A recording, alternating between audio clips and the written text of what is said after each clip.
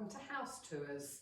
We're talking this morning about this whole open plan room. Now when we bought the house, it was a series of 5 interconnecting little rooms. So we took everything out, and here used to be a fire breast, and I really struggled with taking it out because I'm obsessed with fires and open fires, but I just needed space for cabinetry. So the kitchen was designed in collaboration with Herringbone Kitchens, and it's got these beautiful pickle cabinetry with lovely little door handles, and then the worktop is by Silostone and it's called Arden Blue, and it's got these flecks. I'm not really a blue person, but it's got these flecks in it, which means it's not just one solid colour. So there's a little bit of enlivening going on. For me, fundamentally in this kitchen space, I needed to have similar items that I would have in my living room, because the trouble I find with a lot of kitchens is obviously they have to be incredibly practical, but I also need them to feel like they're not so disparate from other areas of the room. They have to feel like they link. So I've put the odd little vintage lamp on it, an AA lamp. I've hung a toady chandelier over here, which just looks beautiful, is on a dimmer, and this goes over my stove. So I spend a lot of time here at my stove, looking out to the forest of my garden, the den and the dining area, and it's kind of one of my most favourite spots in the house, I would say.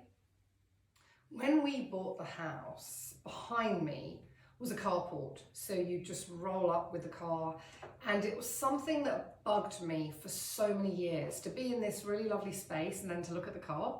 So I made the decision, and it was one of the best things I ever did, even though lots of neighbours said you're devaluing the house, was to turn the front yard carport into a garden, because now I just feel there's such a connection between the front of the house and the back of the house. So I put a massive fig tree in, and then a really beautiful yew hedge and lots of grasses. So I can't really see anybody, and I just feel that I'm in my own private world, and there's a real connection between fig in the back, fig in the front, and it just feels like I'm just in this, my own AA world, and I love it.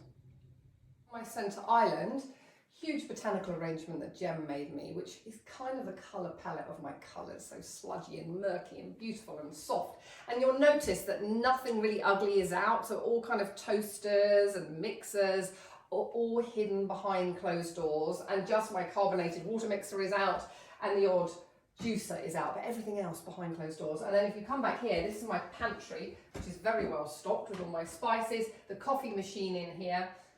Love it, it's where I come a couple of times a day, and then next to it is the ovens, and that's my little favourite zone in the house.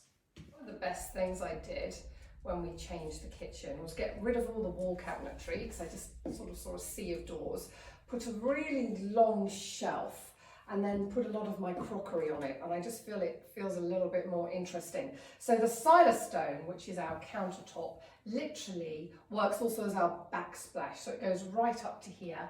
Then we have this really super long shelf, and all the brackets are hidden, concealed under the stone top, and then I've painted it Hudson black to kind of carry on the black. So that I think really works. The pickle with the black looks really beautiful, and then it gives me the ability to put my decorative items into a space that generally is considered and needs to be quite utilitarian and quite sterile. So it really helps me feel that I'm not just in this disconnected space from the rest of my house.